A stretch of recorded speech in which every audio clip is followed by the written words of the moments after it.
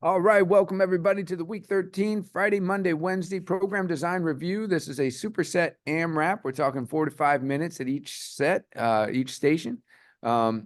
We have John Wooden / Jeremy Purefoot, man, the legend, the myth. He just got done, as John Wooden used to do, sweeping his own floor.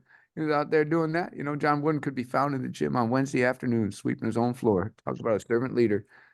And next, Jeremy's going to teach people how to put on their socks. But before he does that, he's going to go over the program and review. Another thing.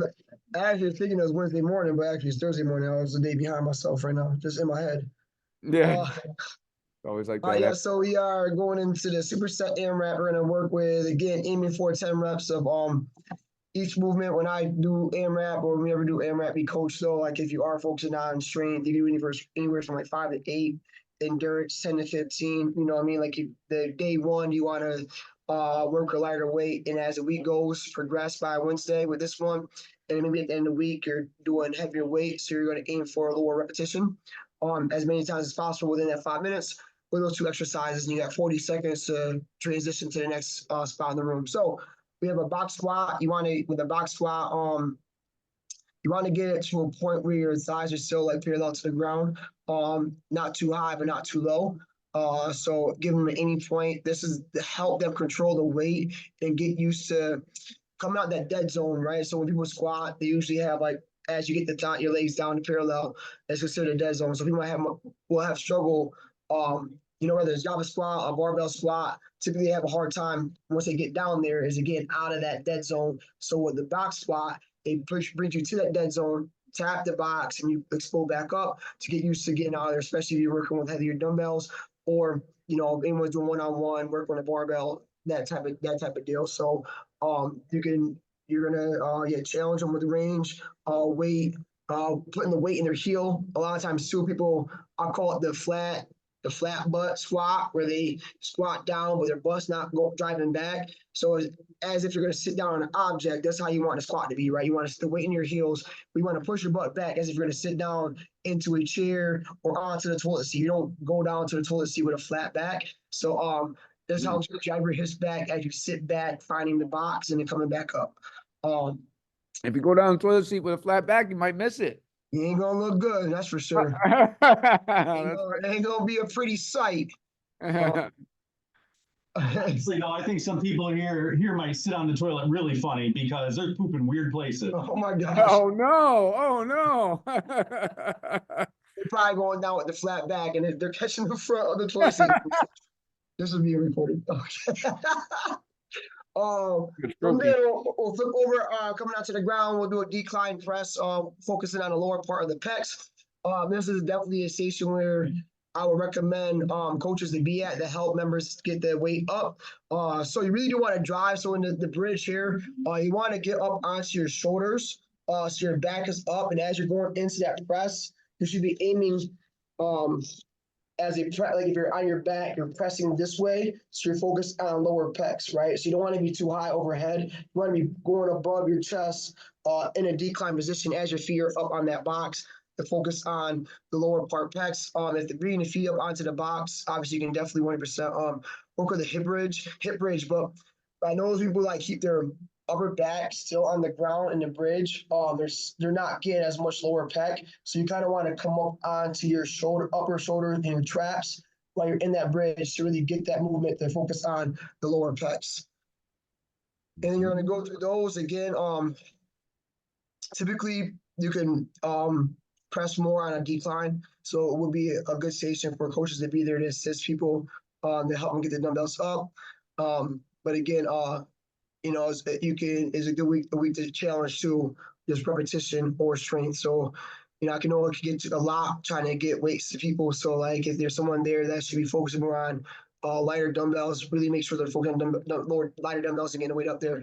With this too, coaching, keeping the dumbbells up neutral and then rolling them up to your shoulders. Because you see a lot of times you'll see people like come from the side and try to pull up, which is not good for the shoulder, obviously. So getting up there first, and then place them down the same way you pick them up, right? Drop your butt first and then put them down to your side, not just throw them off to the side. You never know. There might be a dumbbell next to you smash your finger. We've seen that happen a few times. People smash your fingers on dumbbells because they're not aware of their surroundings. So be aware of the surroundings. So you really want to coach those things up, especially in our demonstrations for that particular exercise. We're gonna go on to station 2. We have well, in our room, station 2. Others might be a little different. You have your front to back, your forward back rope slam. So hop forward, hop back, that's gonna count as 1. Forward back, that's 2. Forward back, that's 3. You're gonna go for 10 reps of those. If you're not hopping, you're gonna walk it out. So complete 1 full cycle before you actually count. So don't just go 1, 2, 3, 4, 5 as you hop it. Hop forward, hop back. That's gonna be 1 rep, getting 1 full cycle of that forward backward hop. You can do a target. So being a coach, you set your hands up high to aim for them to aim for the height in the slam. Land light, land on clouds and on concrete. So as they jump forward and back, they shouldn't be hearing their feet smack the ground. You want to have light impact on that, so you're saving your joints. You also can definitely 1% walk that out if you're not doing that, and make sure you're squatting down, weight in your heels as you slam. Don't bend over. Don't put the stress on your back. You want to sit down torso tall as you go into that slam. You see a lot of times people do the slams, even the battle slams in general, they start to hinge. Don't want to hinge and throw the back out. Put the weight in the heels, keep your torso tall as you slam. The power should be generated from the legs, not the back. If they got to go to 1 rope, they can drop down to 1 rope if they're not working on both ropes. And then with the super bands, we have your overhead press. So that's going to get our vertical push overhead. You can put both feet on the band to add resistance. 1 foot, if you got to lighten the load. At any point, if overhead is too much on the shoulders, just go for a bicep curl. Mm-hmm. With the jump forward, jump back, you can play like jump around by can't think of the name right now. But there's some things you can play for, some fun songs to play for, like the battle House of Pain. Yeah.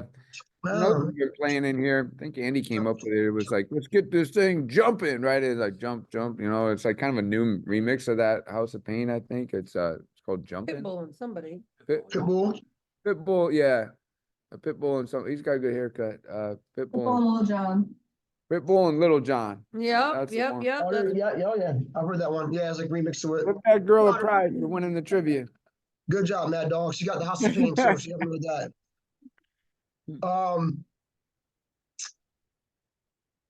Lighten the band if needed, 1 foot on the band. If they are struggling with both feet on the band, that's a way to modify it. So you don't have both feet on the band, you can drop it down to 1, and you'll see that it will lighten the resistance of the super band as they press over their head. Again, aiming for 10 reps with that movement. And you go through those 2 as many times as possible within that 5-minute span. They're going to make our way to the station, the kettlebell area, kettlebell station. You have to figure it with a catch. So this one, catch towards your shoulder, not your face. So as you come up, you want to catch it to the shoulder, right? Not here. You don't want them to, someone that's not as coordinated or have the hand-eye coordination, you don't want them to smack themselves in the face with the kettlebell. So as they come through, always say front to back. Members like to say like how you wipe front to back, not back to front. That wouldn't be too good. So a gynecologist did like that reference one time. They said that's a good point. You wipe front to back, not back to front. So as you pass under your legs, pass it from the front. I don't like it. You don't like it? Oh, I don't like it. I'm not using it. I don't like it. You're a No. business person. It was too much. I can't. I feel uncomfortable saying it, and I don't like You it. could definitely say that, Cindy. True. No. I can see you doing it. Oh my- I won't say it. I wouldn't even say it. See? Sam will say it though. Samir says it. Samir says drunken hillbillies today. He called everybody a drunken hillbilly when it should have been drunken lullabies. Oh, So- geez. He was like, at 6:30, he's like, you drunken hillbillies? Oh my goodness. That's funny. That's funny. But yeah, so front to back on this one, y'all. Very important, not back to front. Get the rhythm down. Now you can't stop thinking about it. Now it's in your head. And again, catch the kettlebell up at the shoulder, not at the face. And if you're not obviously doing a catch, they're coming up to with it, they can do a bicep curl. And this one, they can go every time they come up, go 1, 2, count to 10, so you can get through that one for more endurance with that. And then you have your single arm bent over roll. It's going to get the horizontal pull. So you're going to be hinged over. As you go overhand grip to neutral grip, drive the elbow tight to the torso, bring it back down to the floor, hit the other side. So you can count to 10 or count to 20. I always say count to 20, so you're getting 10 on each arm with the rolls, and you go right back to the figure 4 catch, figure 8 catch, figure 4, figure 8. And then with the figure 8, so you can do like some globe trotters on there, like basketball team music. It's always fun with throwing it under your legs. So even as a basketball player, you don't put it through the back of your legs. You put it through the front of your legs when you pass it, dribble under. So front to back. Front to back. Got it.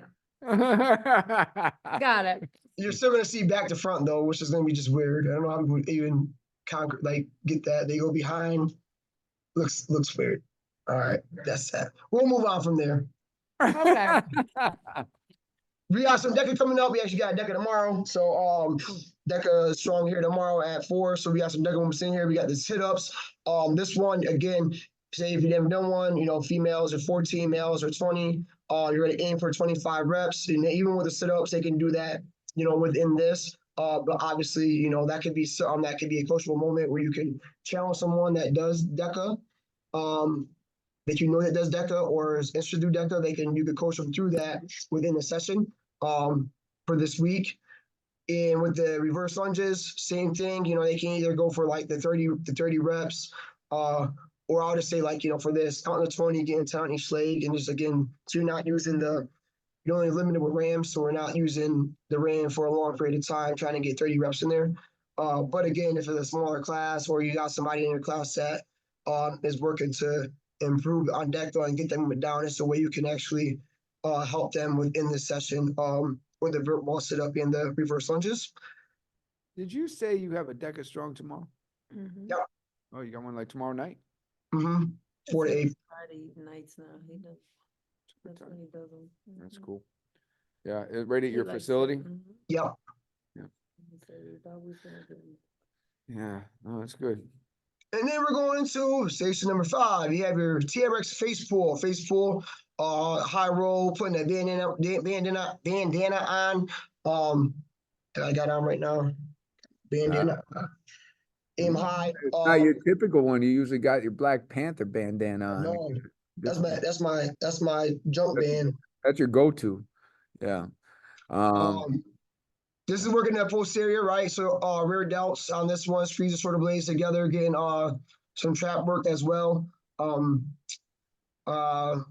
The more upright you are, the less weight you're pulling. Walk your feet in towards the wall, or like the anchor point here. You're gonna increase the body weight, but make sure you keep everything in line. You don't want to dip your hips or hyperextend your back, so you don't want to lead with the back. Try to keep the core engaged, because anytime you use TRX, it's just as much as core as it is working anything else, because you still want to stabilize the core and stay tight. You don't want to stay loosey-goosey and then just like fly up there, right? So stay engaged as you go there, muscle-mind connection, squeeze the rear delt, squeeze shoulders together, and still keep the core engaged as you go through. Again, aiming for 10 with this one. Born to be Wild for a song choice. And then equalizers, if you have them. If not, you can definitely just do this with, I don't know, what we can use for a front back, hop with a squat, jump squat.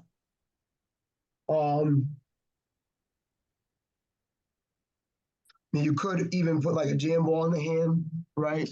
Yeah, And do a jam front ball, fit fighter, right? fit fighter. And so instead of pulling from the ground, just keep it in the hands, right? So we're gonna be pulling the object from the ground, but just keep it in the hand like goblet style or front loaded. So still get like that front back hop, and then you go into a jump squat.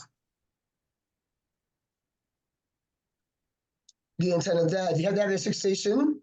Then we'll have the veil slides up there, the sliders at the top, in our abs and hamstring curls. So that's if you have to have a fixation, if you have an oversized class. Finisher, team relay, another one 4 to 5. So we could be keeping around 4 minutes with the relay. That fits perfect in the class time. It says BOSU taps, so you don't have to grab any equipment out. I would just go with an imaginary tap, so it's like either spray in place or tap it out. Like you're using a BOSU without actually pulling them out. just so you don't have to pull out an extra piece of equipment. We already got vert walls out, so it's kind of easy just to roll them down to wherever you start your relay lines at. So you can come out with a back pedal sprint and then you sprint all the way down and come back. Person one does that. They'll be doing a side to side same with the vert ball. Person three in line will be doing a imaginary Bosu ball tap, or if you got access to the Bosu ball easy, you can definitely pull those out. And person four will be in that high plank. If you find that if you find that you're moving through it fast and the high plank is there's no point of going out to the ground, you can do like a standing core, rather than a standing bicycle, something that's still on your feet to avoid going down to the ground. So you can definitely alternate that if you're not going down to the ground.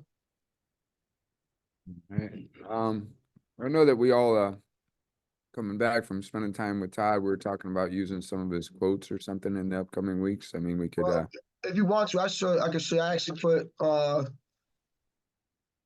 the outfit. I sent it out yesterday. You can definitely change it. no, it's good. It's good if Right. you guys.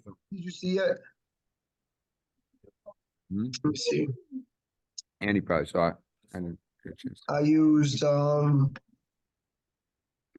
sadly, Hmm? Maddie said she's gonna run, and then she said she's gonna sadly run, and Tom said, "Oh, that's gross," Sadly run. and they don't like their run. Um, I don't yeah. mind. Cindy loves it. She's probably gonna jog to Corning tomorrow night for that Deca. Cindy don't like running. Cindy over there like Travis is lying. Yeah, I'm gonna Cindy jog up the can't. Cindy corner. can't get enough running. Mad dog still run around you backwards. She just. All right, so if you could stop your share real quick, and I'll share my screen. I'll show you what I have for quotes. Mhm.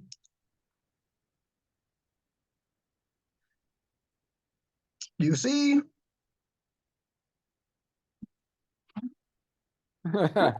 Wow, that's good. That's good. it was actually from his Instagram. I took some stuff from his Instagram. There was like his little image down here of him, but it wouldn't fit in the screen. But you can see it's like Dose of Durkin, and it says Dose behind it. And then, so this is Friday, Monday, Wednesday. No, I like to quote Jelly Roll.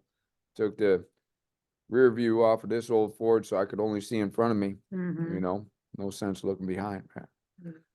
And then this is Mm. Saturday, Tuesday, Thursday, whatever it takes. So I have some stuff I got planned to have on here. You're awesome. Thank you. For the upcoming weeks. I already got some pictures.